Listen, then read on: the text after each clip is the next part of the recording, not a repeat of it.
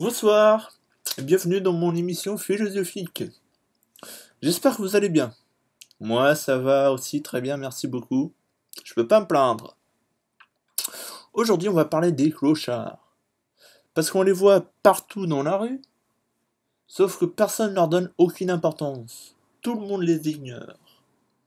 Et moi, je trouve que si on regarde d'un point de vue cosmique, les clochards, ils sont très importants pour la société. Par exemple, toi, quand tu regardes les infos à la télé, et tu vois une bombe qui tombe dans un autre pays très loin, par exemple en Chine ou au Japon, peu importe, et tu te dis, tiens, au moins ça n'était pas chez moi.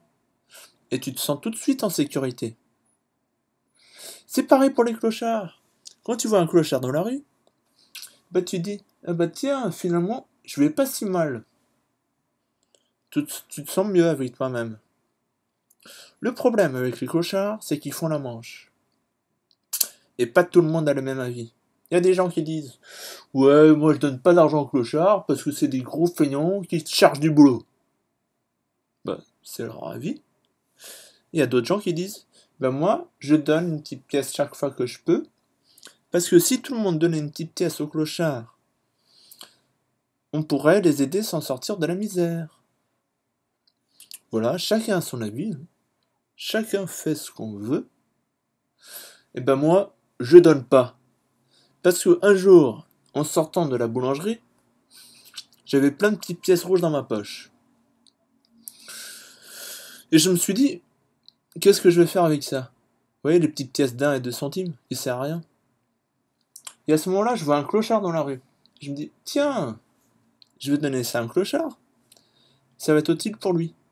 Et je m'approche de lui et je lui mets toutes les petites pièces dans sa main. Lui, il regarde les pièces, il me les balance à la figure et il me crie, j'ai une tête de tirelire, moi, espèce d'ordure. Véridique. Mais moi, comme je suis philosophe, j'ai gardé ma colère. Et je me suis dit, Jean-Luc, pardonne-le, parce qu'il sait pas ce qu'il fait, le pauvre. Et c'est à ce moment-là que j'ai compris pourquoi les clochards sont dans la misère. Parce qu'ils sont trop exigeants. Toi, quand t'as pas les moyens, tu t'adaptes. Par exemple, toi tu veux acheter une Ferrari, mais t'as pas l'argent pour acheter une Ferrari, et c'est pas grave. Tu t'achètes pas une Ferrari, tu t'achètes, je sais pas, un sandwich ou un kebab. Mais les clochards non, ils sont trop exigeants. Par exemple, l'autre jour j'étais dans le métro, et je vois un clochard qui arrive. Mesdames, messieurs, est-ce que vous avez une petite pièce pour que ce soir je puisse dormir au chaud à l'hôtel? À l'hôtel? Lui, il a pas où dormir, mais il veut pas dormir n'importe où. Faut que ce soit à l'hôtel. Quoi?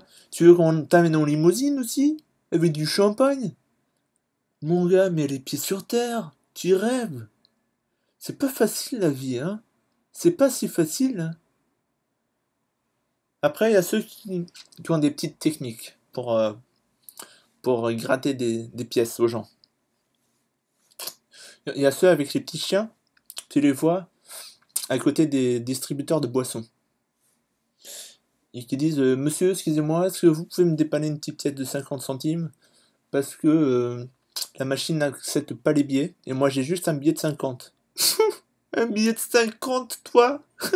Tu rêves! Jamais de ta vie! Après, il y a ceux dans les gares. Il y a un que je connais très bien, chaque fois qu'il me voit, il me dit monsieur, excusez-moi, il me manque juste une pièce d'1 euro pour acheter mon ticket de train pour rentrer chez moi ce soir. Et moi je lui dis, pourquoi tu mens à chaque fois?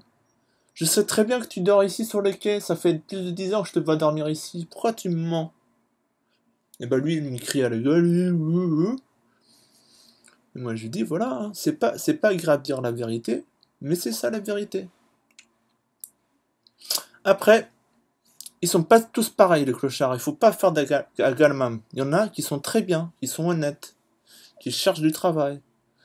Par exemple, il y a aussi les musiciens qui jouent de la musique. Et bah c'est très bien parce qu'ils font un effort, et au moins ils font pas la manche. Après, on va pas se mentir, ils sont pas terribles, hein. Bah, c'est normal, s'ils jouent dans le métro, ça veut dire qu'ils sont pas très bons. Parce que les bons musiciens, tu les vois, ils jouent à l'opéra, Olympia, des salles comme ça. Mais bon, au moins ils font un effort.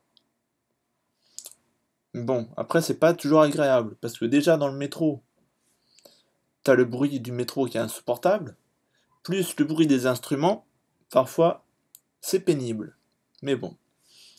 Et les plus honnêtes encore, les clochards les plus honnêtes, j'en ai déjà vu plusieurs, je les admire beaucoup, c'est ceux qui rentrent dans le métro et disent bonjour mesdames, bonjour monsieur, voilà, je suis dans la misère malheureusement, je fais la manche, mais si vous avez du travail, eh ben je suis à votre disposition, vous pouvez m'embaucher, vous pouvez me contacter.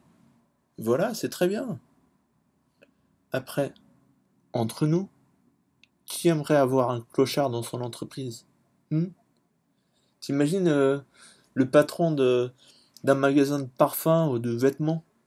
Tu penses qu'il va embaucher un clochard pour sa boutique? Limite dans une friperie, ouais. Pourquoi pas? Ça peut passer là-bas. Et en même temps, mets-toi à la place du client. Imagine, tu vas à un restaurant, tu serais content de savoir qu'il y a un clochard qui fait la cuisine? Eh ben non. Moi, je ne retournerai plus jamais là-bas, hein. C'est sûr, certain. C'est pour ça que je vous dis, les clochards, si vous regardez mon émission du web, j'ai un message pour vous. Prenez un peu soin de vous.